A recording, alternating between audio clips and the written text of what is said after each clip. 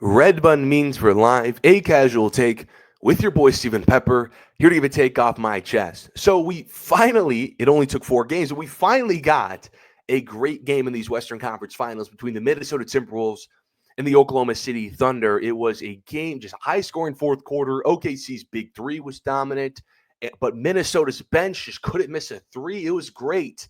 So you would think that we had a classic ending in the final moments. But we didn't. We had a free throw contest instead. Oh, my goodness. Thanks to this fouling up three strategy that is just taking the league by storm. So let me just talk about this. Give me a few minutes on this, and I'll get up out of here.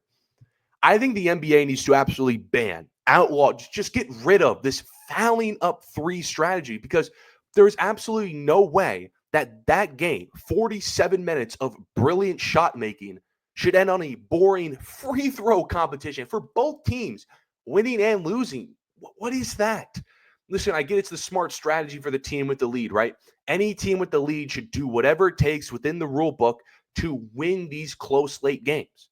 But as far as late game entertainment, because remember, the NBA, first and foremost, is an entertainment product. So as far as entertainment value goes, it's lame as hell. It limits the possibility of us getting these classic game-winning or game-time shots that the league profits off of. And it just adds unnecessary time to games like 10 to 30 minutes that these games are already keeping us up late at night past their bedtime. So here's my solution to this fix, okay?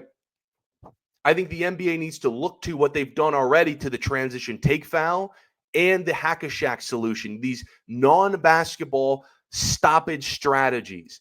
And that is, if a team with the lead intentionally fouls when the shot clock is off, it should be free throws in the ball for the opponent. Boom, that's it. The league does that. We are no longer seeing the strategy. It's a simple fix. Because listen, if a team fouls up three and the opponent shoots a free throw, it's a 2-point game, they could possibly win the game. No team would ever do that strategy again. It will be gone from the league. We don't even have to do an Elam ending. We won't have to change the fabric of how the league plays or the record books. Just make that simple fix. Now, some people might say it's unfair that I'm being hypocritical here because I'm eliminating the possibility that a team is allowed to foul intentionally when they're up, but allow that a team is trailing can foul intentionally. And to that, I'd say it's actually not unfair because think about it this way. Based on what is naturally produced from the competition. So think about how fouling intentionally first came about when a team's trailing. If the shot clock is off and a team is down between 1 to 3 points, they're naturally not going to concede the game. There's still time left. They want to win. So they're going to try whatever it takes to steal the ball from the opponent. But that process is going to lead to a ton of fouls because it's just hard to steal the ball. So a team is going to be sent to the free throw line. But after those free throws, the trailing team could have the possibility to take the game-winning or game-tying shot. So naturally, over time, the intentional foul strategy is developed to save time for said shot. So therefore, that strategy of intentional fouls while trailing is natural, but it's unnatural to do it when you're leading because what team would risk sending their opponent to the free throw line for free points, basically, to shrink the lead when they're up? For what? The reward of getting a steal? Wouldn't they just play clean defense instead and do it that way? So that's why it's unnatural.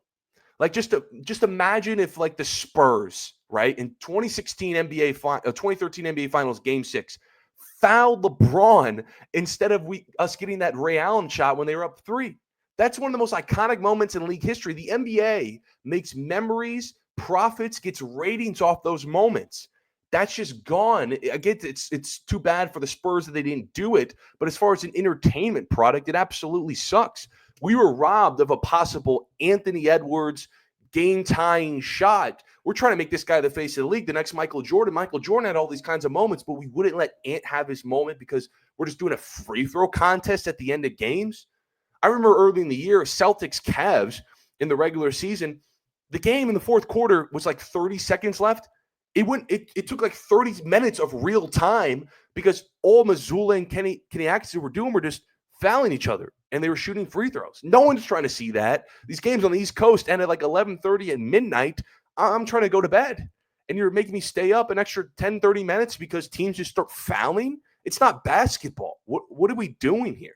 I almost, in a way, wanted OKC to lose like they did against Denver by employing this strategy just so they don't do it again. But I want to know your guys' thoughts on this strategy on fouling up three. Should the NBA outlaw it? Should they not? I appreciate everyone tuning in to this episode of A Casual Take. Follow my social media. Stay updated on all things related to the show. Until next time, see you.